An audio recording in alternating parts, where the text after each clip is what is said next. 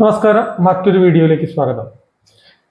ഒരു ഇടവേളയ്ക്ക് ശേഷമാണ് ഞാൻ നിങ്ങളുടെ ഒപ്പം വീഡിയോയുമായിട്ട് വരുന്നത്. ചില പേഴ്സണൽ ആവശ്യങ്ങൾക്കായിട്ട് മാറി നിൽക്കേണ്ടി വന്നു. കുടുംബത്തിലെ ഒരാളുടെ വിയോഗമാണ് അതിന് പ്രധാന കാരണം. സമയം കളയാതെ വീഡിയോയിലേക്ക് കിടക്കാം. 61 ഇന്ത്യക്കാർ, വളരെ വിശിഷ്ട വ്യക്തികൾ, പാകിസ്ഥാനുമായിട്ട് ഒരു നെഗോസിയേഷൻ പുനരാരംഭിക്കണം എന്ന് പറഞ്ഞുകൊണ്ട് ഒരു ഓപ്പൺ ലെറ്റർ പ്രൈം മിനിസ്റ്ററിനെ അയക്കുകയുണ്ടായി. ഇന്ത്യയിലെയും പാകിസ്ഥാനിലെയും പ്രധാന വ്യക്തികൾ അതിലുണ്ട്. ഇന്ത്യക്കാരായ 61 പേരാണ് അതിലുള്ളത്. ഇവർ എക്സ് റോ ചീഫ്, പിന്നെ മണിശങ്കർ അയ്യർ മുതലായ ആൾക്കാർ, യൂസഫ് തെരിഗാമി, ഫറൂഖ് അബ്ദുള്ള മുതലായ പല ആൾക്കാരും ഇതിൽ ഉൾപ്പെടുന്നു. നമ്മളൊരു കാര്യം മനസ്സിലാക്കേണ്ടത്, പാകിസ്ഥാന്റെ അവസ്ഥ ഇപ്പോൾ വളരെ ദയനീയമാണ്. അവരുടെ കടം വളരെയധികം കയറിയിരിക്കുന്നു. പോവേർട്ടി അല്ലെങ്കിൽ പട്ടിണി സൂചികയിൽ വളരെയധികം താഴേക്ക് പോയിരിക്കുന്നു. ഏതാണ്ട് 30% പേർ പട്ടിണിയിലാണെന്നാണ് അറിയാൻ കഴിയുന്നത്. ഫ്യൂവൽ ഇല്ലാത്തത് കൊണ്ട് പല സ്ഥാപനങ്ങളും പവർ കട്ട് അല്ലെങ്കിൽ ബുദ്ധിമുട്ടുകൾ അനുഭവിക്കുകയാണ്. ഹോർമോസ് ക്രൈസിസ് കാരണം അഫ്ഗാനിസ്ഥാനിൽ നിന്നുള്ള ആക്രമണങ്ങൾ ഒരു വഴിക്ക് This kind of an escalation of the recent drone strikes by Afghanistan. POK സ്വാതന്ത്ര്യം പ്രഖ്യാപിക്കുക എന്നുള്ള കാര്യങ്ങൾ വേറൊരു വഴിക്ക് നടക്കുന്നു. ഇതുകൂടാതെ പുതിയ ലോണിനായി അവർ സമീപിക്കാൻ ശ്രമിക്കുന്നത് ഒരു ഇന്ത്യക്കാരനെയാണ്, അല്ലെങ്കിൽ ഇന്ത്യൻ ഒറിജിനുള്ള ഒരാളാണ്, IMFന്റെ എന്നാണ് അറിയാൻ കഴിയുന്നത്. അതുകൊണ്ട് തന്നെ ആ ലോൺ തിരസ്കരിക്കപ്പെടാനുള്ള സാധ്യതയുണ്ട് എന്ന് പാക് മീഡിയ തന്നെ പറഞ്ഞുകൊണ്ടിരിക്കുന്ന ഒരു സമയത്താണ് നമ്മൾ ഇക്കാര്യങ്ങൾ നടക്കുന്നത് എന്ന് മനസ്സിലാക്കണം. ഒന്നാമത്തെ ഏറ്റവും പ്രധാനപ്പെട്ട കാര്യം, ഈ 61 പേരോടും അല്ലെങ്കിൽ അവരെ സപ്പോർട്ട് ചെയ്യുന്ന ആശയക്കാരോടും എനിക്ക് പറയാനുള്ളത്, പാകിസ്ഥാൻ ഒരിക്കലും സമാധാനം ആഗ്രഹിക്കുന്നില്ല. പാകിസ്ഥാന്റെ ഉദ്ദേശം ഇന്ത്യയെ കീഴടക്കുക എന്നത് തന്നെയാണ്. കാശ്മീർ എന്ന मेरी उम्मत के 2 गुरोह ऐसे हैं जिनको अल्लाह जहन्नम की आग से बचाएगा। इसाबतुन तग़ज़ुल हिंदा व इसाबतुन तकूनु मा ईसा इब्न मरियम। एक वो जमात जो हिंदुस्तान पे हमला करेगी और एक वो जमात जो हजरत ईसा के साथ मिलके लड़ाई करेगी. അത് അവർക്ക് അതിലെ ആദ്യത്തെ ചവിട്ടുപടി മാത്രമാണ്. ഒരിക്കലും കാശ്മീർ എന്നതല്ല അവരുടെ ലക്ഷ്യം. മൊത്തം ഇന്ത്യയെ കീഴടക്കിക്കൊണ്ട് ഒരു ഇസ്ലാമിക റിപ്പബ്ലിക് സ്ഥാപിക്കുക എന്നത് തന്നെയാണ്. അതിനുള്ള ഏറ്റവും വലിയ തെളിവ്, എല്ലായ്പ്പോഴും ഇവർ സമാധാനം സംസാരിക്കുന്നത് അടുത്ത ടെററിസ്റ്റ് അറ്റാക്കിനോ അല്ലെങ്കിൽ അടുത്ത യുദ്ധസമാനമായ സാഹചര്യങ്ങൾക്കോ ഒരു ഗ്യാപ്പ് കിട്ടാൻ വേണ്ടി മാത്രമാണ്. ഒരു ഉദാഹരണം പറയുകയാണെങ്കിൽ 1999 വാജ്പേയി ലാഹോറിലേക്ക് ഒരു ബസ് യാത്ര നടത്തുകയുണ്ടായി. വളരെ അധികം പ്രതീക്ഷയോടുകൂടി സമാധാനപരമായി ഇന്ത്യൻ പാകിസ്ഥാൻ പ്രശ്നങ്ങളും കാശ്മീർ ഉൾപ്പെടെയുള്ള കാര്യങ്ങളും തമ്മിൽ ചർച്ച ചെയ്ത് തീർക്കുക എന്ന ലക്ഷ്യവുമായി നവാസ് ഷെരീഫിന്റെ അടുത്തേക്ക് ബോർഡർ വഴി ഒരു ബസ് യാത്ര നടത്തുകയുണ്ടായി. पहली लाहौर बस में बैठकर वाजपेयी जी और उनके विदेश मंत्री जसवंत सिंह खुद लाहौर जा पहुंचे। नवाज शरीफ ने उनका स्वागत किया। स्वागत करने वाली डेलीगेशन में एक शख्स की गैर मौजूदगी ने सबको हैरान कर दिया। वह था पाकिस्तान का सेना प्रमुख जनरल परवेज मुशर्रफ. പക്ഷേ ആ സമയം തന്നെ കാർഗിൽ നുഴഞ്ഞുകയറ്റം സംഭവിച്ചിരുന്നു. ഇത് ആദ്യത്തെ തവണയാണ് എന്നും കരുതരുത്. ഒരു BJP-കാരനായ പ്രധാനമന്ത്രിക്കാണ് ഈ വിശ്വാസം യാത്ര നടത്തിയപ്പോൾ ഉണ്ടായ അനുഭവം എന്ന് നിങ്ങൾ ഓർക്കുക. സാധാരണ കോൺഗ്രസ്സുകാർക്കോ അല്ലെങ്കിൽ മറ്റു കക്ഷികൾക്കോ അല്ല, പാകിസ്ഥാനിന് എതിരെ ഏതു നേരവും സംസാരിക്കുന്ന BJP-കാരനായ ഒരു പ്രധാനമന്ത്രി സമാധാന ശ്രമത്തിനായി യാത്ര നടത്തി അവിടെ എത്തിയപ്പോൾ ഉണ്ടായ സ്ഥിതിയാണ് ഞാൻ ഈ പറയുന്നത്. ഇത് കഴിഞ്ഞ ശേഷം കാർഗിൽ യുദ്ധത്തിന്റെ മഞ്ഞ് ഒഴിഞ്ഞ് ഒരു 2 വർഷം കഴിഞ്ഞേ ഉള്ളൂ. 2001 പാർലമെന്റ് അറ്റാക്ക് നടക്കുന്നു. പാർലമെന്റ് അറ്റാക്കിൽ സഹികെട്ട് ഓപ്പറേഷൻ പരാക്രം സ്റ്റാർട്ട് ചെയ്യുന്ന വാജ്പേയി ഇന്ത്യയുടെ ഫോഴ്സ് മൊബിലൈസ് ചെയ്തുകൊണ്ട് പാകിസ്ഥാൻ അതിർത്തിയിലെത്തുകയാണ്. അവിടെ എത്തുന്ന ഒരു ലോങ് സ്റ്റാൻഡ് ഓഫ് ആണ് പിന്നെ സംഭവിക്കുന്നത്. 2001 മുതൽ 2002 ഏതാണ്ട് 2003 വരെ നിൽക്കുകയും അവസാനം 2003 ഡീഎസ്കലേഷൻ സംഭവിക്കുകയാണ് ചെയ്യുന്നത്. എന്നാൽ ഈ 2 വർഷം എന്താണ് അവർ ചെയ്തത്? അവർ വീണ്ടും അടുത്ത ആക്രമണത്തിനുള്ള പ്രിപ്പറേഷൻ നടത്തുന്നു. 2003 ഡീഎസ്കലേഷന് ശേഷം അവർ 2006 മുംബൈ റെയിൽവേ ലോക്കൽ ട്രെയിനിൽ ബോംബ് സ്ഫോടനം നടത്തുന്നു. LETയുടെ നേതൃത്വത്തിൽ, പാകിസ്ഥാൻ ഓപ്പറേറ്റഡ് ടെററിസ്റ്റ് വിങ്ങായ LETയുടെ നേതൃത്വത്തിൽ 200 പേരാണെന്ന് മരിച്ചത്. വീണ്ടും 2008 മുംബൈ ഭീകരാക്രമണം. ഇതെല്ലാം കഴിഞ്ഞുകൊണ്ട് തന്നെ പാകിസ്ഥാനെ വിശ്വസിക്കാൻ പാടില്ല എന്ന് പൊതുവായ ധാരണയുള്ളപ്പോഴും നമ്മൾ ഇന്ത്യക്കാർ അവരെ വീണ്ടും നമ്മളെ ഒരു ഭാഗമായ ശേഷവും നമ്മുടെ ഒരു ഭാഗം ആണ് അവർ ഒരു കാലത്ത് എന്ന് ആലോചിച്ചുകൊണ്ട് തന്നെ ഒരു സമാധാനത്തിന് വേണ്ടി ശ്രമിക്കുന്നു. 2014 ഇപ്പോഴത്തെ 56 ഇഞ്ചുകാരനായ പ്രധാനമന്ത്രി നരേന്ദ്രമോദി വിളിക്കാതെ Nawaz Sharif Narendra Modi made a surprise stopover in Pakistan Friday to meet with his Pakistani counterpart Nawaz Sharif. His arrival was the first time an Indian Prime Minister has visited Pakistan in over a decade. ചെറുമകളുടെ കല്യാണത്തിന് ചെല്ലുന്നു, surprise visit. എന്നിട്ട് ഒരു piece initiation നടത്തുന്നു. എന്ത് സംഭവിക്കുന്നു? 2016 ഏതാനും ദിവസങ്ങൾക്കകം പാത്താൻകോട്ടിൽ ആക്രമണം നടക്കുന്നു, സൈനിക താവളത്തിൽ ആക്രമണം നടക്കുന്നു, ഇന്ത്യയിലെ ആൾക്കാർ മരിക്കുന്നു. എന്നാൽ ഇത് വിശ്വസിക്കാൻ തയ്യാറാവുന്നില്ല. ആരെക്കുറിച്ചാണ് ഈ പറയുന്നത് നിങ്ങൾ ആലോചിക്കണം. നരേന്ദ്രമോദിയെ കുറിച്ച്. പാകിസ്ഥാനെതിരെ സംസാരിക്കരുത്, ബുഷിന്റെ അടുത്തേക്കോ ഒബാമയുടെ അടുത്തേക്കോ ഓടരുത്, നേരിട്ട് തീർക്കണമെന്ന് മുമ്പ് ഇന്റർവ്യൂ കൊടുത്ത പ്രധാനമന്ത്രി നരേന്ദ്രമോദി അവിടെ അപ്രതീക്ഷിതമായി ചെന്ന് പീസ് ഓഫർ നടത്തുമ്പോൾ ഉണ്ടാകുന്ന സംഭവമാണ് ഞാൻ ഈ പറയുന്നത്. എന്ത് സംഭവിക്കുന്നു? പത്താൻകോട്ടിലെ ആക്രമണം അവർ അറിഞ്ഞു കാണാൻ വഴിയില്ല എന്ന് കരുതി അവർക്ക് തെളിവ് നൽകാനായി അവരുടെ ആൾക്കാർ വരുന്നു, തെളിവുകൾ ശേഖരിക്കുന്നു, തിരികെ പോകുന്നു. ആ തെളിവുകൾ ഒന്നും തന്നെ അവർക്ക് വിശ്വാസയോഗ്യമല്ല എന്ന് പറഞ്ഞുകൊണ്ട് തിരസ്കരിക്കുന്നു. എന്തിനാണ് ഇവരെ ഇവിടെ എത്തിക്കുന്നത് എന്ന് ഒപ്പോസിഷനിലെ ശശി തരൂർ ഉൾപ്പെടെ MP ഉൾപ്പെടെയുള്ളവർ പാർലമെന്റിൽ ചോദിച്ചിരുന്നു.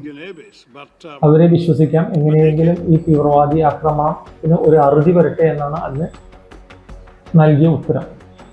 അങ്ങനെ ഇരിക്കുമ്പോൾ 2016 തന്നെ വീണ്ടും ഉറി സംഭവിക്കുന്നു. അതോടുകൂടി ഇപ്പോഴത്തെ പ്രധാനമന്ത്രിക്ക് ബോധ്യമായി ഈ നടപടി തുടർന്നുകൊണ്ട് പോകുന്നതിൽ, സമാധാനം എന്ന് പറഞ്ഞ തുടർന്നു കൊണ്ടുപോകുന്നതിൽ യാതൊരു അർത്ഥവുമില്ല. ഉറിക്ക് ശേഷമാണ് സർജിക്കൽ സ്ട്രൈക്സ് നടക്കുന്നത്. അതിൻ്റെ തുടക്കം അങ്ങനെയായിരുന്നു. എന്നാൽ അതുകൊണ്ട് പാഠം പഠിക്കാതെ ബാലാക്കോട്ട് ആക്രമണം, വീണ്ടും മിസൈൽ ആക്രമണം, അതിനുശേഷം വീണ്ടും ഒരു ഗ്യാപ്പ് വരുന്നു, പുതിയ സൈനിക തലവൻ വരുന്നു. പുതിയ സൈനിക തലവൻ വന്നിട്ട് ചെയ്യുന്ന ആദ്യത്തെ കാര്യം നമ്മൾ ഇന്ത്യക്കാരിൽ നിന്ന് വിഭിന്നരാണ് എന്ന് ഉറക്കെ പ്രഖ്യാപിക്കുന്നു. നമ്മൾ बच्चों को जो है आपने जरूर सुनानी है ताकि वो पाकिस्तान की कहानी ना भूलें. Well, our forefathers they thought that we are different from the Hindus in every possible aspect of life. Our religion is different, our customs are different, our traditions are different, our thoughts are different, our ambitions are different. That was the foundation of the two nation theory that was laid there. That we are ഹിന്ദുക്കളിൽ നിന്ന് അകന്നു കഴിയേണ്ടവരാണ്, അവർ നമ്മളുമായി ഒരിക്കലും ചേരില്ല എന്ന് പ്രഖ്യാപിക്കുന്നു. അത് പ്രഖ്യാപനം കഴിഞ്ഞതിന് ഏതാനും ദിവസങ്ങൾക്കകമാണ് തിരഞ്ഞുപിടിച്ചുകൊണ്ട് കലിമ ചൊല്ലാൻ അറിയാത്തവരെ വെടിവെച്ച് കൊല്ലുന്നത് കാശ്മീരിൽ. അതിനുശേഷം ഉണ്ടായ ഓപ്പറേഷൻ സിന്ധു മുതലായ കാര്യങ്ങൾ നിങ്ങൾക്ക് എല്ലാവർക്കും അറിവുള്ളതാണ്, അടുത്ത് തന്നെ സംഭവിച്ചിട്ടുള്ളതാണ് എന്നതുകൊണ്ട് ഞാൻ അതിനെക്കുറിച്ച് കൂടുതൽ പറഞ്ഞ് ദീർഘിപ്പിക്കുന്നില്ല. ഈ പറയുന്ന ആൾക്കാർ എസ്പെഷ്യലി റോ ചീഫ് മണിശങ്കർ അയ്യർ മുതലായവർക്ക് ഈ വക കാര്യങ്ങൾ പാകിസ്ഥാന്റെ ഭാഗത്തു നിന്ന് പതിവായി ഉണ്ടാകുന്നതായി നമ്മളെക്കാൾ നന്നായി അറിയാവുന്നതാണ്. ഇവർ എന്തുകൊണ്ടാണ് ഇങ്ങനെ പറയുന്നത് എന്ന് എനിക്ക് ഒരു കണക്കിന് ആലോചിച്ചിട്ട് മനസ്സിലാകുന്നില്ല. കാരണം സമാധാനം എന്നത് പാകിസ്ഥാന് ഒരു സമയം കിട്ടാനുള്ള ഉപാധി മാത്രമാണ്. സമാധാനം എന്നതുകൊണ്ട് ഇന്ത്യ ഉദ്ദേശിക്കുന്നത് മിലിറ്ററി സ്റ്റാൻഡ് ഓഫ് ഒഴിവാക്കുക, നമ്മുടെ മിലിറ്ററിക്ക് വേണ്ടി ഉപയോഗിക്കുന്ന പണവും കാര്യങ്ങളും വികസനത്തിന്, ആരോഗ്യരംഗത്ത്, വിദ്യാഭ്യാസ രംഗത്ത് മുതലായവ ഉപയോഗിക്കുക. എന്നാൽ അത്തരം ഒരു കൺസെപ്റ്റ് പാകിസ്ഥാന്, വിശേഷിച്ച് പാകിസ്ഥാൻ സൈന്യത്തിന് തീരെയില്ല. മുഷറഫ് അയാളുടെ മെമ്മേഴ്സിൽ പറയുന്നു, പാകിസ്ഥാൻ സൈന്യവും ISIയും ഒരിക്കലും പാകിസ്ഥാൻ സിവിലിയൻ ഗവൺമെന്റിന് കീഴിലല്ല. സിവിലിയൻ ഗവൺമെന്റ് എന്തൊക്കെ പറഞ്ഞാലും എന്തൊക്കെ തീരുമാനമെടുത്താലും അതിനെ അനുസരിക്കേണ്ട ബാധ്യത പാകിസ്ഥാൻ സൈന്യത്തിനോ ISIക്കോ ഇല്ല. ഇത് നമ്മൾ എപ്പോഴും ഓർത്തിരിക്കേണ്ടതാണ്. പാകിസ്ഥാൻ ഈ ചർച്ച എന്നതുകൊണ്ട് ഉദ്ദേശിക്കുന്നത് എന്താണ് എന്ന് തന്നെ നമുക്ക് നോക്കാം. ചർച്ച കൊണ്ട് ഒന്ന് ഉദ്ദേശിക്കുന്നത് അവർക്ക് IMF ലോണിന് വേണ്ടി FATF ഫൈനാൻഷ്യൽ ആക്ഷൻ ടാസ്ക് ഫോഴ്സിന്റെ ഗ്രേ ലിസ്റ്റിൽ നിന്ന് ഒഴിവാവണം. അതിന് ലോകരെ കാണിക്കാൻ വേണ്ടി ചർച്ച എന്ന പ്രഹസനം നടത്തുക. അതേസമയം തന്നെ ISI സൈന്യം മുതലായവയ്ക്ക് തങ്ങളുടെ നോൺ സ്റ്റേറ്റ് ആക്ടേഴ്സായ ടെററിസ്റ്റ് ഗ്രൂപ്പുകളെ പ്രിപ്പയർ ചെയ്യാനുള്ള സമയം ലഭ്യമാക്കുക, ആയുധങ്ങൾ ലഭ്യമാക്കുക, സൗകര്യങ്ങൾ ലഭ്യമാക്കുക, കിട്ടുന്ന അടുത്ത അവസരത്തിൽ ടെററിസ്റ്റ് അറ്റാക്ക് പ്ലാൻ ചെയ്യുക. ഇത് ഞാൻ പറയുന്നതല്ല, മുഷറഫ് അദ്ദേഹത്തിൻ്റെ മെമ്മേഴ്സിൽ പറയുന്നതാണ്. ഇന്ത്യ പീസിന് പോകുമ്പോൾ നമ്മൾ കരുതുന്നത് നമുക്ക് ഇതോടുകൂടെ ഒരു കോംപ്രമൈസ് ആവാം, നമ്മൾ അതായത് ഇന്ത്യക്കാർ ഇത്തിരി വിട്ടുവീഴ്ച ചെയ്യേണ്ടി വന്നാലും ഈ പ്രശ്നത്തിന് 47 മുതലുള്ള ഈ പ്രശ്നത്തിന് ഒരു ശാശ്വത പരിഹാരമാവട്ടെ എന്നതാണ്. നമ്മളുടെ ഭാഗത്തു നിന്ന് ഇത്തിരി ലീനിയൻസി കാണിച്ചാലും കുഴപ്പമില്ല, ഇതോടുകൂടെ ഇത് അവസാനിക്കട്ടെ എന്ന് കരുതുന്നത് പാകിസ്ഥാൻ കരുതുന്നത് അവരുടെ വീക്ക്നെസ്, അതായത് ഇന്ത്യക്കാരുടെ വീക്ക്നെസ് ആയിട്ട് മാത്രമാണ്. അവർക്ക് അത് സമയം ലഭിക്കൽ മാത്രമാണ് നെക്സ്റ്റ് ടെറർ പ്ലോട്ടിന് വേണ്ടിയിട്ട്. ഇത് ഇന്ത്യക്കാരെ ബാധിക്കുന്നത് എങ്ങനെയാണെന്ന് നോക്കാം. ഒന്ന്, സ്റ്റാൻഡ് ബൈ ആയി നിൽക്കുന്ന ആർമിയുടെ ആ ഒരു അറ്റൻഷൻ പോകുന്നു, ഫീൽഡ് ഓപ്പറേഷൻസ് എല്ലാം സ്ലോ ആകുന്നു, മിലിറ്ററി റെഡിനെസ് കണ്ടമാനം കുറയുന്നു. കാരണം സബ് കോൺഷ്യസ്ലി ഇപ്പോൾ നമ്മൾ സ്റ്റാൻഡ് ഡൗണിലാണ്. അതുകൊണ്ട് തന്നെ അങ്ങോട്ടുള്ള അറ്റാക്കുകൾ നോക്കിയും കണ്ടും മാത്രമേ കഴിയൂ. ISIക്കും ഇന്റലിജൻസിനും മിലിറ്ററി വിഭാഗങ്ങൾക്കും ഇത് ഒരു സുവർണാവസരമാണ്. കാരണം അവർ അടുത്ത ടെറർ പ്ലോട്ടിനോ ഇന്ത്യയെ നശിപ്പിക്കാനുള്ള കാര്യങ്ങൾക്ക് തയ്യാറെടുപ്പ് നടത്തുന്നു. 2003 ഡീഎസ്കലേറ്റ് ചെയ്തുകൊണ്ട് ഇന്ത്യക്ക് ഒരു നേട്ടവും ഉണ്ടായില്ല എന്ന് മാത്രമല്ല, ശക്തമായ 2000 മുംബൈ ആക്രമണം, ട്രെയിൻ സ്ഫോടനം മുതലായവ നടത്താൻ പാകിസ്ഥാന് സമയം ലഭിച്ചു എന്നത് മാത്രമാണ് അതുകൊണ്ട് ഇന്ത്യക്ക് ഉണ്ടായ നഷ്ടങ്ങൾ. പാകിസ്ഥാനുണ്ടായ ഗുണങ്ങൾ ഇവയെല്ലാമാണ്. ഡയലോഗ് വേണമെന്നോ പറയുന്നില്ല എന്ന് പറയരുത്. ഈ 61 പേരോടും എനിക്ക് പറയാനുള്ളത്, ഡയലോഗ് നടക്കണമെങ്കിൽ, വെള്ളം ലഭിക്കണമെങ്കിൽ കോൺക്രീറ്റ് ആയ ആക്ഷൻസ് കാണിക്കുക. വായുവിൽ വരച്ചു കൂട്ടിയിട്ട് കാര്യമില്ല, വെള്ളത്തിൽ വരച്ചു കൂട്ടിയിട്ട് കാര്യമില്ല. കാരണം സോളിഡ് എവിഡൻസ് കാണിക്കുക. ഒന്ന്, ടെറർ ഗ്രൂപ്പുകളെ ഡിസ്മാൻഡിൽ ചെയ്യുക, ക്രോസ് ബോർഡർ ടെററിസം ഒഴിവാക്കുക. മൂന്നാമത്, terror operatives especially Masood Azhar, Dawood Ibrahim പോലെയുള്ള കുറ്റവാളികളെ, ഇന്ത്യക്കെതിരായി പ്രവർത്തിച്ചവരെ ഇന്ത്യക്ക് വിട്ടുതരിക. ഇത്തരം കാര്യങ്ങൾ നടക്കുകയാണെങ്കിൽ മാത്രമേ ചർച്ചയ്ക്ക് അവർ തയ്യാറാവുന്നു എന്നതിൽ അർത്ഥമുള്ളൂ.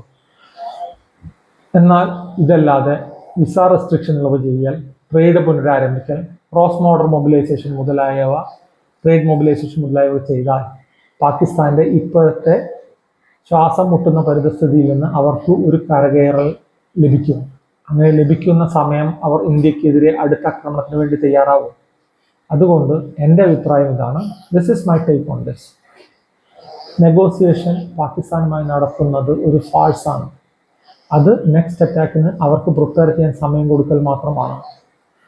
അവർക്ക് FATF ലിസ്റ്റിൽ നിന്ന് പുറത്തു വരാനുള്ള ഒരു ഉപാധി മാത്രമാണ്.